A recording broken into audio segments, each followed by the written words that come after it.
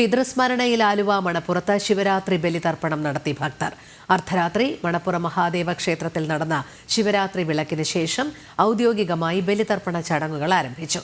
ശിവപഞ്ചാക്ഷരി മന്ത്രമുഖരിത അന്തരീക്ഷത്തിൽ പതിനായിരങ്ങൾ തർപ്പണം നടത്തി. ശിവരാത്രിയിൽ മണപ്പുറത്ത് ബലിയർപ്പിച്ചാൽ പിതൃമോക്ഷം ലഭിക്കുമെന്ന വിശ്വാസത്തിൽ പതിനായിരങ്ങളാണ് ശിവരാത്രി ദിനത്തിൽ വൈകിട്ട് മുതൽ ആലുവ മണപ്പുറത്തും മഹാദേവ ക്ഷേത്രത്തിലും എത്തിയത്. പൂജാദ്രവ്യങ്ങൾ നിറച്ച നിറക്കിലയിൽ ബലിപിണ്ഡം സമർപ്പിച്ച് പെരിയാറിൽ മുങ്ങി നിവർന്ന് പിതൃസമർപ്പണ പുണ്യം നേടിയാണ് ഭക്തർ മടങ്ങിയത്. പിതൃപരമ്പരകളെ സങ്കല്പിച്ച് ആവാഹിച്ചവർക്ക് അന്നവും എള്ളും വെള്ളവും ചേർത്ത് മന്ത്രസഹിതം സമർപ്പിച്ചാൽ തർപ്പണ പുണ്യമായെന്ന് വിശ്വാസം. രാത്രിയും പുലർച്ചെയുമെല്ലാം ഭക്തർ ക്ഷേത്രത്തിലേക്ക് ഒഴുകിയെത്തി. ഇന്നലെ വൈകിട്ട് മുതൽ മണപ്പുറത്ത് തിരക്കേറി തുടങ്ങിയിരുന്നു. തുടർന്ന് കുംഭമാസത്തിലെ കറുത്തവാവ് ദിനമായ ഇന്നും ചടങ്ങുകൾ തുടർന്നു. 100-ലധികം ബലിത്തറകൾ പെരിയാറിന്റെ തീരത്ത് ദേവസ്വം ബോർഡിന്റെ നേതൃത്വത്തിൽ ഒരുക്കിയിരുന്നു. 300ഓളം പുരോഹിതർ തർപ്പണ ചടങ്ങുകൾക്ക് കാർമ്മിത്വം വഹിച്ചു. ക്ഷേത്രം തന്ത്രി മുല്ലേപ്പള്ളി ശങ്കരൻ നമ്പൂതിരിയാണ് ക്ഷേത്രത്തിലെ ചടങ്ങുകൾക്ക് കാർമ്മിത്വം വഹിച്ചത്.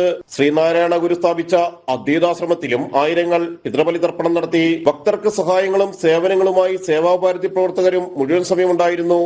5 സേവാ കേന്ദ്രങ്ങളായിരുന്നു ആലുവയിൽ സജ്ജമാക്കിയത്. ജനം, കൊച്ചി.